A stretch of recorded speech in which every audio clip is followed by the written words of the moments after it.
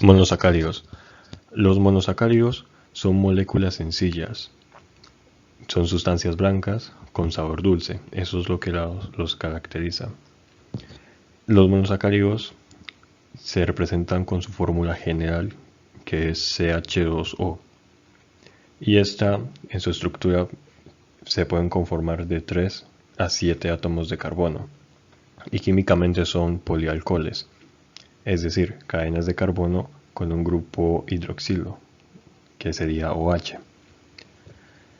Su grupo principal, su grupo funcional principal será el carbonilo, representado como lo vemos en la imagen, que es C con un doble enlace de oxígeno, que en este caso es la O.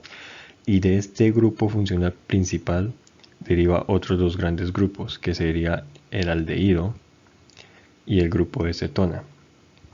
Como lo vemos en la imagen de abajo también, ahí podemos ver cómo están representados los aldehídos y las cetonas.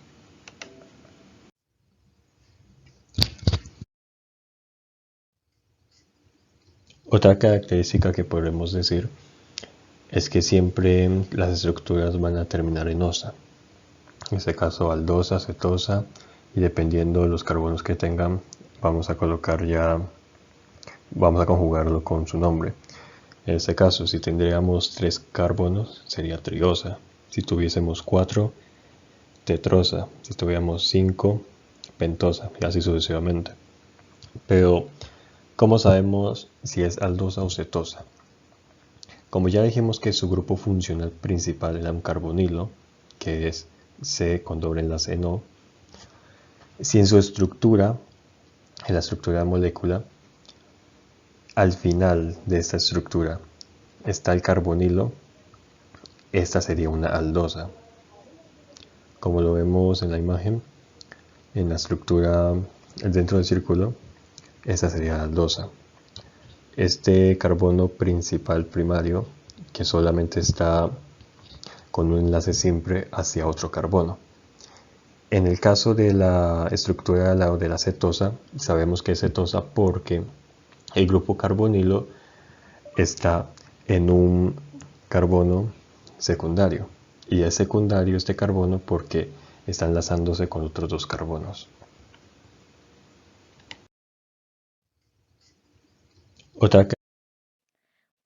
Bueno, yo les voy a hablar sobre la relación entre los grupos funcionales y las propiedades físicas de las moléculas pertenecientes a estos grupos.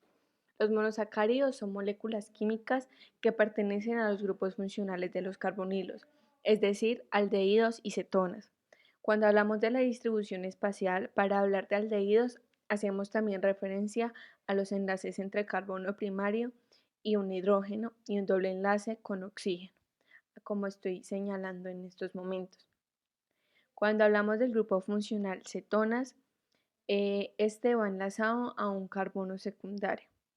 Estas moléculas tienen la capacidad de presentar isómeros por medio de los carbonos asimétricos y por los giros que puede dar la molécula, ya sea dextrógiro derecha o levógiro izquierda. El giro se identifica por el grupo funcional OH, como vemos en la imagen que está ubicado hacia la derecha. Un ejemplo de isómero monosacáridos es la glucosa. La glucosa tiene 16 isómeros en total, que se clasifican según los giros y ubicación espacial de cada átomo, sin perder la molécula química y su composición. En las cadenas de carbono, en el aldehído podemos ver la presencia de carbonos quirales. A esto le llamamos enantiómetro. Esto quiere decir que el segundo carbono va a estar enlazado con especies químicas diferentes. Los diasteómeros son isómeros que difieren en su orientación, o sea que tienen más de 3 carbonos. Para hablar de anómeros debemos hablar de los monosacáridos de 5 y 6 carbonos, que presentan una característica de poder formar estructuras de anillo muy estables, como en esta imagen. Bueno, pues yo les voy a hablar de las fuentes alimenticias donde encontramos los monosacáridos. Algunos ejemplos de estos podrían ser la glucosa, que está compuesta por 6 átomos de carbono, 12 de hidrógeno y 6 de oxígeno. Se encuentra en estado libre en las frutas y la miel. Esta es la sustancia energética para la vida. Y aquí logramos ver la estructura química de la glucosa.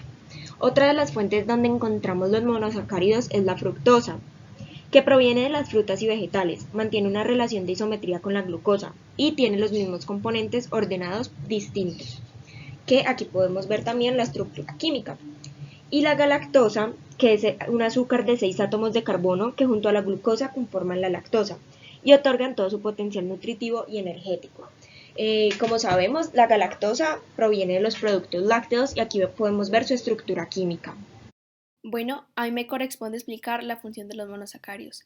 Entrando un poco en contexto, me gustaría recalcar que los carbohidratos más sencillos son los monosacáridos o también conocidos como azúcares simples. Los monosacáridos se caracterizan por ser indispensables en la dieta, al formar parte de los hidratos de carbono o también conocidos como carbohidratos, son la principal fuente de energía para el cuerpo. Los monosacáridos son una fuente importante de energía para las células, ya que actúa como combustible celular. Un ejemplo de la función de los monosacáridos es que estos forman parte de distintas moléculas indispensables para la vida, como el ADN. También encontramos que funciona como metabolitos intermediarios en procesos biológicos como la respiración celular. A continuación, explicaré unas enfermedades por exceso de estas biomoléculas. Los monosacáridos son un azúcar simple que se convierte en glucosa, lo cual, al tener exceso de estas, conlleva a padecer enfermedades como la obesidad, enfermedades cardiovasculares, la diabetes y las caries dentales. Enfermedades por deficiencia de estas biomoléculas. Anteriormente mencionamos que los carbohidratos son la principal fuente de energía para el cuerpo. Al tener deficiencia de esta, no se estaría recibiendo ni la glucosa ni la energía suficiente para sus actividades. Algunos ejemplos de enfermedades por deficiencia son: el cuerpo siempre busca una compensación, por lo cual obtendrá la energía de las proteínas como principal combustible. Recordemos que las proteínas son indispensables para la regeneración de tejidos corporales como el músculo, lo que conlleva que el cuerpo presente una descompensación.